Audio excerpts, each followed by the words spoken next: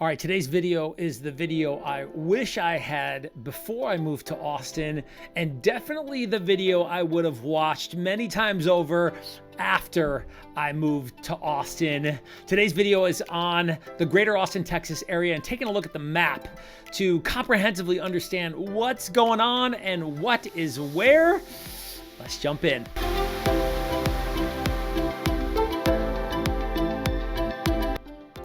All right, my name is Paulie Campanaro, owner of the Vision Realty Group in Austin, Texas. And today's map video is to really get a comprehensive look at the greater Austin city limits.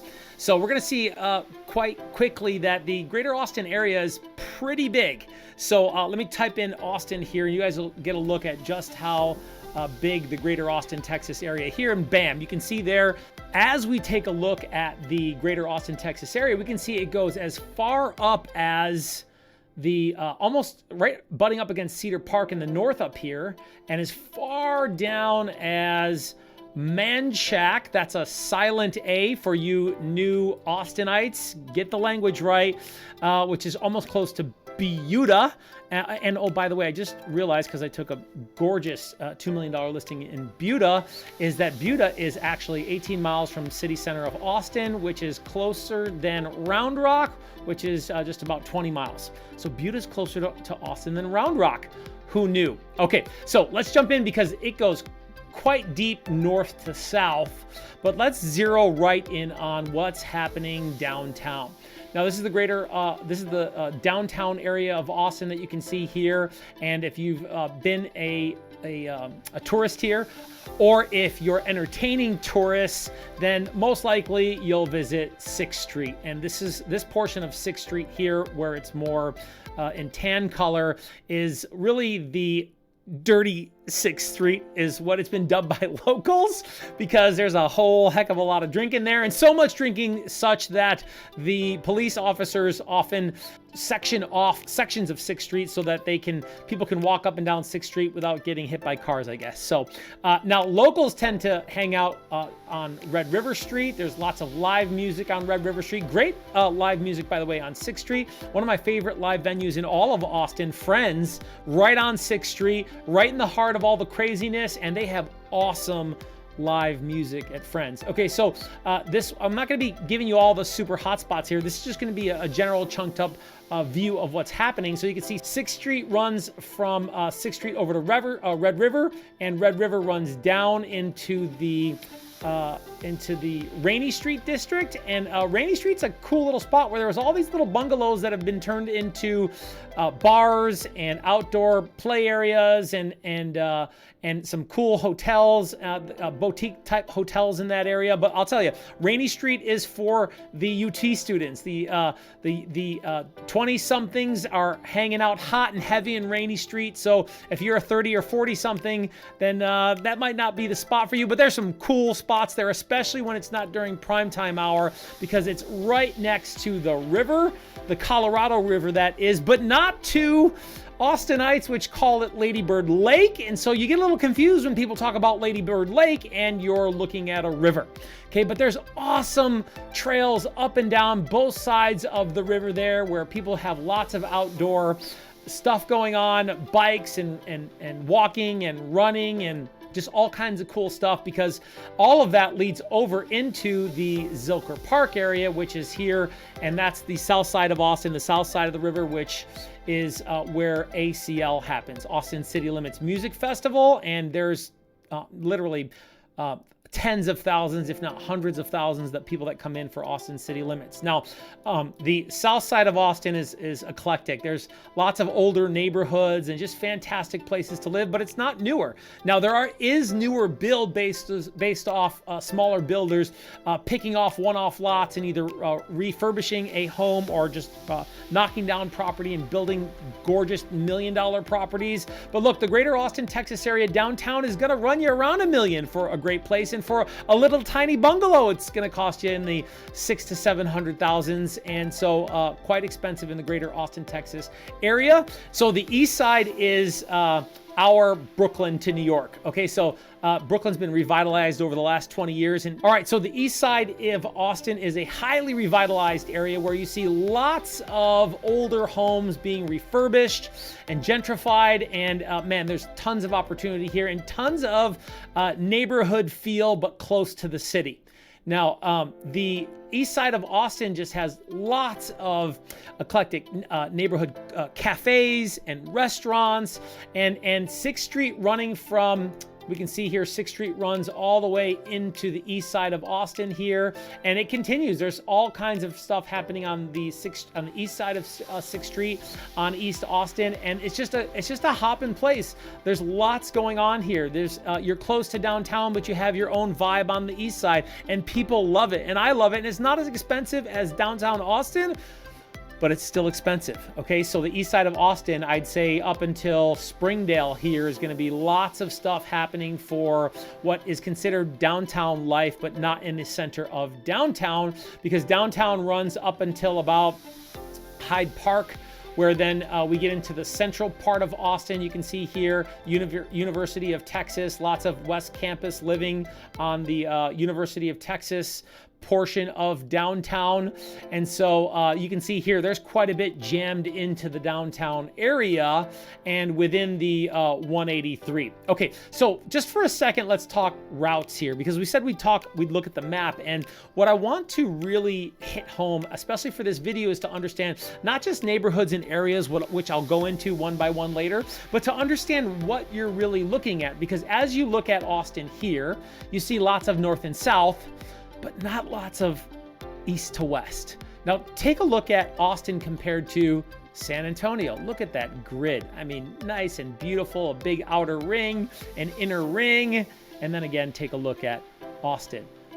Not as structurally sound. The infrastructure is not as, and as you can see here, look at Houston. Houston's just gargantuan. It'll take you an hour and a half to go from Porter to Sugar Land. Okay, so the infrastructure for Houston, and then again in Dallas here, you can see so much infrastructure. Okay, not so much with Austin as we zero in here. Okay, so what's that mean? Pay attention to where you live, because if you live in Round Rock or Georgetown and expect to drive into Austin in 20 minutes, it's not going to happen. It could take an hour to an hour and a half to get into Austin from those areas with peak traffic time. Okay, so really you're gonna travel the 35 or the 1. Now keep in mind though, the 35 is the major access route north and south through the heart of Texas, going from Mexico up through Dallas, I believe to the border of Texas and Oklahoma. But the 35 is congested day and night, and those peak traffic hours are even worse. So if you can, stay off the 35, and if you're around the 35, realize that you may search alternative routes, because the 35 can be quite hairy. The 1's a great north and south access route, and that's a highway, unlike 360, which looks like a highway, but there's plenty of stoplights, which make it a mess. Now, one of the things to note is that the 360 crosses the Colorado River, and that bridge there, that Pennybacker Bridge overlook, is the bridge that you'll probably see for pictures of Austin. And you see this gorgeous domed bridge overlooking the Colorado River, and it's gorgeous and it's beautiful. But there's a light right before it and a light right after it, and plenty of lights all up and down the 360, which the 360 runs deep into the hill country. Listen, people, if you don't know, hill country is basically east of the 35, up and down north to south in Texas, and especially highly concentrated on the west side of Austin here. Now, the 360 is right in the beginning of the hill country area, and there's gorgeous communities and neighborhoods all up and down the 360. From Westlake, you can see Westlake down here, West Oak Hill, Westlake's kind of down around this area, to Lake Travis area over here. Okay, two renowned football high schools in the state of Texas. But 360's running north and south here, but there's plenty of lights. This really needs to be an expressway. Well, I guess there's plans for that to happen, but not anytime soon. So you going up and down the 360 here, that could be a problem. Again, there's another major access route called the 620. When you finish the 45, you hit 620, and 620 runs north and south into the hill country, into Hudson Bend and Lakeway and Lake Travis area. Gorgeous gorgeous hill country here on the west side of Austin. But look, the 620 is another road. It's not an expressway. So to get to Lakeway to the airport, there it is right there, Austin Airport, look how far you are. To get from Lakeway, it'll take you probably an hour to an hour and a half to get to the airport. Now you're in Steiner Ranch. I almost moved to Steiner Ranch, and the only reason I didn't is because I'd have to travel a lot, and Steiner Ranch is geographically landlocked. Okay, the reason why I brought up the Pennybacker Bridge over here is that there's no other bridges running across the Colorado River. The Pennybacker Bridge is it until you get to downtown, and the famous Congress Bridge here is where all the bats are. Okay, downtown, you got a couple bridges crossing there, but nothing besides the Pennybacker Bridge here. No other bridges for these neighborhoods that are landlocked, and for them to get to the airport or to get to a major access route, 360 or 183 running north and south, it could be 20 to 30 minutes, 20 minutes easy. That's fast. 30 to 40 minutes to get to the 183, or 30 to 40 minutes to get over to the 71 in peak traffic hours from Steiner Ranch. Hey, you got to realize where you're living and what's going on, because the infrastructure in Austin, Texas is a nightmare. Okay, and it's only going to get worse. Now, these people think they know traffic, but they don't know traffic. I've been in DC and lived in New York and lived on the West Coast and been to California. And so ultimately one day our traffic could get there because the infrastructure is so poor. But right now the traffic's not great, but could very easily in the next 5 to 7 years turn into a nightmare. So pay attention to where you're living. And hey, oh, by the way, subscribe, write comments down below in regards to questions on how long it may take for areas that you may be considering to move to, because we often have conversations around where people are thinking about living in our free consultations. Give us a call now, shoot us an email, check out our website to have a better idea in regards to where you may live and what that might mean for travel time. Okay, so we're looking here of the gorgeous lake. And when you're around the lake, that's always gorgeous properties around the lake. Even when the lake levels are down, they're down severely now. So, but this is just great hill country here. I love all this beautiful land here. It looks like California, or my wife's from Puerto Rico. She said it reminded her of Puerto Rico. Just beautiful rolling hills and land here in the hill country on the west side of Austin. But again, you're trapped here. There's not an easy way to get out on the west side. Now, North Austin is where we find the Domain, and you can see here the Domain area is this city center that, not really a city center, but it's turning into one with mid-rises and now newly approved high-rises, and the new stadium for Austin Football Club is nearby. And so this is a fantastic area for outdoor shopping, high-end shopping.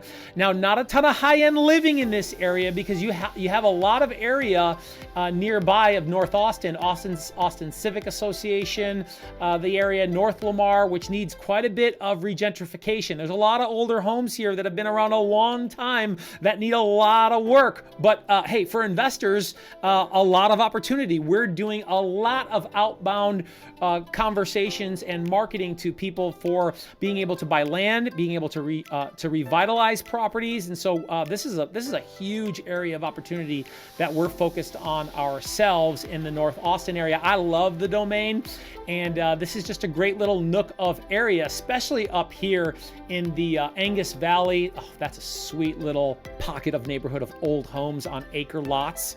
I love that. It's tucked in there. Most people doesn't even know it exists. And of course, the northwest area of Austin, where I live and where my office is, in the northwest side of Austin, where there's just great schools, great access routes. There's a mall over here which runs into Cedar Park. We're not going going to talk about that now, but the Northwest is just a great little nook of Austin where you can get down the 183 pretty quickly right now. It is being widened, and there's quite a bit of traffic because of that now, but that's going to absolutely help out severely in the future here. Okay, so we know there's a lot of technology companies in Austin, Texas, and besides Apple, we have Intel and Samsung being built in Taylor. There's a humongous facility being built in Taylor that dwarfs where Tesla is in Del Valley. And so here's Tesla up against the 130, which, by the way, the 130 is a toll road. So while the 35 is a mess and the one really only goes up to the 45, which is another toll road, you see, the 45 really should go all the way around here and connect and create a ring like some of these other cities do in Texas, but it doesn't. It goes only to the 620, which is lots of lights. And once you get on the 45, it's a toll road. So if you live up north here and you don't want to go down the 35 and the one starts to get a little bit hairy in peak traffic hours, you want to shoot over 45 to the 130, look, it's going to cost you. There's less traffic on the 130 and during peak hours, it gets busier, but certainly I think it's 85 you can go on the 130, and so you can move pretty quickly. Maybe it's 75, I can't remember, but I know people are moving on the 130, but it's going to cost you to go north and south on the 130, so keep that in mind if you're a Tesla employee and you want to live up in Pflugerville or Hutto where it's a little bit more affordable than Austin. Okay, so the 183 runs all the way down. It does turn into a toll road somewhere around here. So you can go down the service roads once the roads turn into toll roads, but the 183 from here down to the airport, which gets you there super quick, but that's going to cost you too. So while there's no state tax, Texas has got to find a way to put money in their pocket in some other way, and real estate taxes and toll roads are one of them. So I love the 183, but it does turn into a toll road here. You can go pretty fast north to south here, but that is the major access routes, the 130, the 183 running north and south, the 35, which is a mess, the one which doesn't run too far, 45 to down to the 290, and then of course the 360, and which again is not an expressway. There's lights on that road, and then the 620, which is hard to see here, but 620 is really a main artery of running north to south from the 45 down through the hill country, down around here, down over to Bee Caves in the 71, and the 71 across the 290 runs north and south, and then the 71 here runs all the way to Houston, as does the 290 runs all the way to Houston that way. Less lights on the 290, more lights on the 71. So I think the 290 is a little bit faster from Austin to Houston. I've traveled that many times.